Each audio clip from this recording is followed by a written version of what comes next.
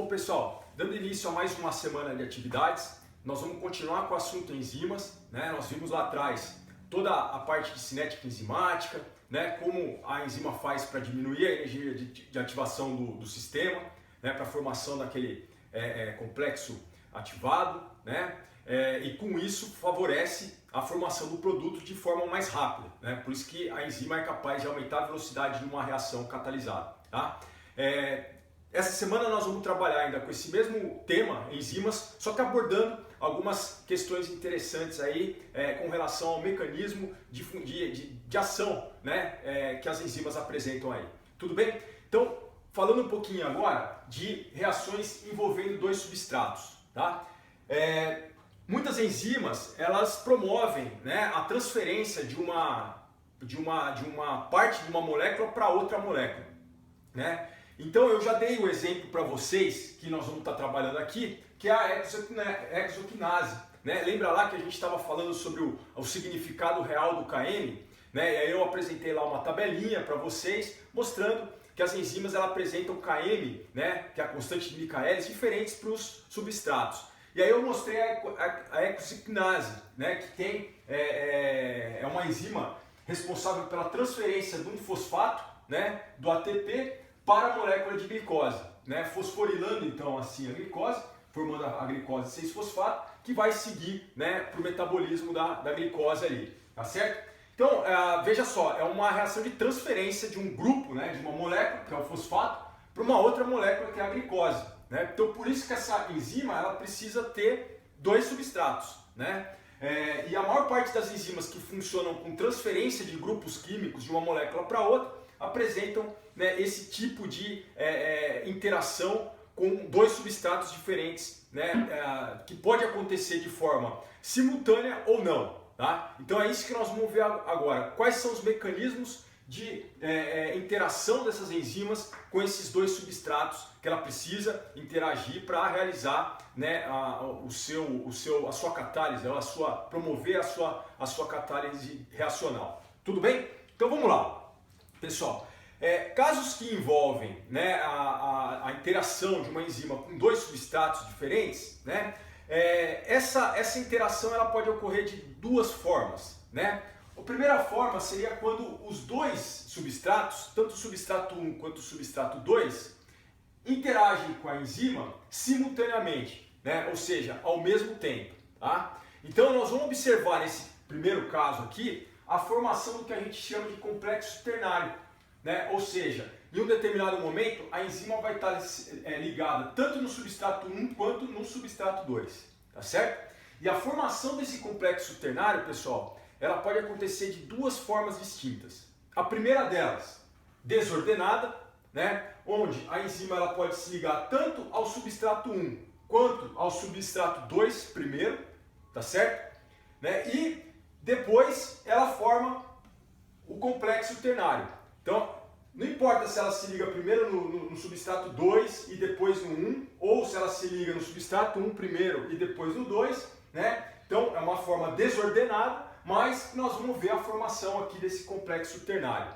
Somente após a formação desse complexo ternário, ocorre a formação tanto do produto 1 quanto do produto 2 e a regeneração da enzima no estado inicial. Aí vocês podem me perguntar, professor, mas dois produtos diferentes? Claro, né, nós não estávamos falando, né, de transferência de grupos de uma molécula para outra, né? Então tanto o substrato 1 quanto o substrato 2 eles vão ser modificados após a atividade dessa enzima, né? No caso desse exemplo da hexoquinase, né, que vai acontecer? O ATP vai ficar sem um fosfato, né? Então o ATP vai virar ADP, olha o produto 1 aqui, né? E a glicose vai ganhar esse fosfato, né? Então o produto 2 vai ser a glicose fosfatada. Deu para entender? Então por isso que a gente chama aqui de produto 1 e produto 2, tá certo? Bom, a formação desse complexo ternário também pode ocorrer de forma ordenada. Veja aqui no exemplo. Primeiro, necessariamente, a enzima se liga ao substrato 1, né, ocorrendo a formação aqui de um complexo binário, enzima substrato 1, e somente após a enzima estar, né, nesse estado, né, complexada com o substrato 1 que o substrato 2 vem e se liga, tá certo? Mas olha só, de qualquer forma, nós formamos aqui o nosso complexo ternário. E a partir daí, então, nós vamos ter a formação do produto 1, do produto 2 e a enzima vai se regenerar da mesma forma do início do processo. Tudo bem? Tá? E veja só, pessoal, graficamente, como a gente observa, né, o comportamento, né, cinético dessas enzimas que apresentam dois substratos e que formam um complexo ternário, né, intermediário para que ocorra a formação do produto. Veja só que o aumento do substrato 2 aqui promove um aumento da velocidade máxima do processo, né? Por quê? Além de aumentar a velocidade máxima, a gente observa aqui, ó, que ocorre uma diminuição da constante de Michaelis para o substrato 1. Né? Por quê? Eu preciso necessariamente formar o complexo ternário, não é? Para que ocorra a formação dos produtos. Não é? Então, o aumento da concentração do substrato 2 aqui no caso, né, favorece que a enzima se ligue ao substrato 1 rapidamente, né, porque diminui a constante de Michaelis, e a velocidade da reação vai ser aumentada. Né? Por quê? Porque mais fácil vai ser a formação do produto depois que o complexo terciário estiver formado. Tá certo? Então, esse é um comportamento interessante aqui que a gente observa. E um ponto muito importante, né, dessa característica, né, dessas enzimas que formam esse complexo ternário é que veja só que aumentando a concentração aqui do substrato 2, né, todas as retas aqui elas vão se convergir em um único ponto, tá? Nesse ponto aqui. Isso indica, né, é característico da formação desse complexo ternário aqui. Tá? Nós só vamos ver esse comportamento quando a gente observa a formação de um complexo ternário entre enzima e o seu substrato, substrato 1 e substrato 2. Tudo bem? Tá? O outro caso, pessoal, né, é um mecanismo conhecido como ping-pong, tá? Onde primeiro o substrato 1 é convertido em um produto 1, tá certo? E esse substrato ele promove uma modificação nessa enzima, né, que faz com que o substrato 2 venha, se liga e seja transformado, né, pela enzima. Tá? Então vamos ver com mais calma isso aqui. Né? Percebam que nesse caso 2 aqui não ocorre a formação de um complexo ternário. Tá? Em nenhum momento a enzima vai estar ligada aos dois substratos ao mesmo tempo. Primeiro ela se liga com um, né, e depois ela se liga com 2. Tá certo? Então vamos lá. Ó, aqui eu tenho a minha enzima, substrato 1, formação do complexo binário enzima e substrato. Percebam que nesse momento já ocorre, né, a transformação desse substrato 1, né, em um produto 1.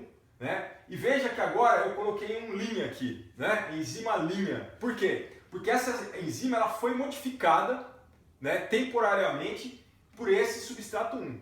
Né? Algum grupo desse substrato 1 foi transferido para a enzima, né, que não era original dessa enzima, tá certo?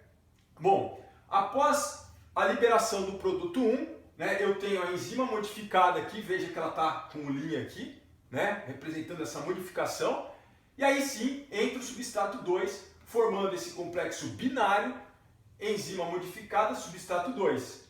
Né? E essa modificação da enzima permite a modificação do substrato 2, formando o produto 2, né? E a enzima ela vai ser regenerada no seu estado inicial aqui. Esse é um mecanismo de ping-pong que a gente conhece aí, também chamado de deslocamento duplo.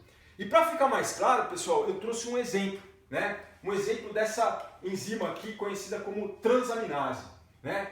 Transaminase, vamos ver como que ela funciona e vocês vão relacionar o nome da enzima com esse mecanismo de ação que ela faz, tá certo? Vem aqui, ó, eu tenho a enzima, tá certo? Ela tem, mostrando aqui, dois sítioativos, né, para dois substratos diferentes, substrato 1 e substrato 2, né? E ela tem um cofator aqui, uma coenzima aqui, que é esse piridoxal-fosfato, que é a coenzima B aqui, tá certo? Ela tem então um cofator, é uma coenzima, estamos falando de uma coenzima aqui, né? Então veja só, primeira coisa que vai acontecer é a ligação do substrato 1 nessa enzima, tá? Então, estou representando aqui um aminoácido 1 qualquer, que vem aqui e se liga no sítio ativo correspondente a esse substrato 1, tá certo? Tá? E veja só que interessante, esse grupo amino, né, desse aminoácido, ele vai reagir, né, com a coenzima B, tá certo? Olha o grupo amino aqui, né, que foi transferido aqui para a coenzima B, tá? E esse substrato 1 aqui, ele foi modificado, né? Ele foi modificado. Então é um aminoácido sem o grupo amino dele aí agora, né? O grupo alfa-amino foi transferido aqui para a coenzima B, tá? E aí esse produto 1, ele vai ser liberado, né? Que é o aminoácido, né? Que a gente chama de cetoácido, porque ele perdeu o grupo amino dele, que ficou lá, né? Associado à coenzima B, tá certo? Veja então que esse substrato 1 promoveu uma modificação na enzima. A enzima não é mais igual ela era aqui anteriormente, tá? Ela está lá com o grupo amino associado lá em cima, tá certo? Bom, e aí então vem um outro cetoácido, né? Que é o substrato 2 dessa enzima, tá certo? E ele vem e se liga aqui no seu sítio ativo correspondente. E aí o que vai acontecer? A transferência do grupo amino para esse cetoácido, gerando um aminoácido X qualquer, que vai ser o produto 2, tá certo? E a enzima vai ser regenerada no seu estado inicial. Então deu para entender legal agora, né, a partir desse exemplo, como é que funciona esse mecanismo de ping-pong. Muito interessante, né? Tá? E para essa enzima, pessoal, para esse tipo de mecanismo, né, veja só o que acontece, né, quando eu aumento o substrato 2. Né? Eu vou ter um aumento da velocidade máxima, tá? Por quê? Né? Veja só que a enzima ela só vai gerar o produto 2 no final do processo, então é uma etapa limitante. Então se eu tenho um aumento, né, do substrato 2, a velocidade vai aumentar do processo. No entanto, por ser um mecanismo que ocorre a ligação ordenada, primeiro do substrato 1 que vai modificar a enzima para depois chegar ao substrato 2, né, o aumento na concentração desse substrato promove um aumento na constante de Michaelis para o substrato 1, não é? Então veja que interessante. Por quê? Porque as coisas elas têm que acontecer de forma ordenada. Tudo bem? Então é assim que funcionam os casos de enzimas que apresentam dois substratos, né? E esses substratos eles podem formar um complexo ternário para gerar os produtos, ou isso pode acontecer de forma a partir de mecanismos de ping-pong, né? Lembrando então que a formação do complexo ternário ela pode ocorrer de forma ordenada ou desordenada, tá certo? Então são coisas diferentes que vale a pena vocês darem uma investigada com um pouco mais de calma nessa aula de hoje, ok? Valeu!